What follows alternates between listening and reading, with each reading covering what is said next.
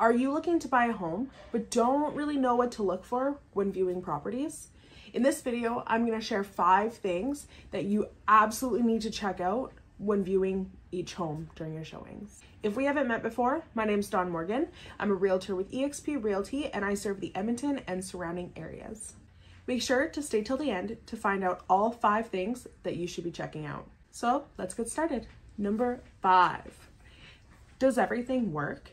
When we walk through a home, we want to be turning on the lights, turning on taps, all that fun stuff, checking out of the sinks to make sure that there's no leaks. If there's anything that we notice that's a little bit questionable, we're going to take note and ask the sellers after our showing. Number 4, DIY. Were the house renovations that you see in the property done by a professional, or were they a DIY YouTube University project? There will be some very noticeable differences between the two, and if it's a DIY project, there's a very high chance that you may have to fix it after you move in. Number 3, too many smells. If you're walking through each room and there's another air freshener, another plug-in, or one of those wax melts, or whatever the case may be, another candle burning, they're likely trying to hide something, whether that's a pet smell, moisture smell, maybe mold and mildew. They're probably trying to hide something if you have an air freshener in every single room. Number 2, water damage.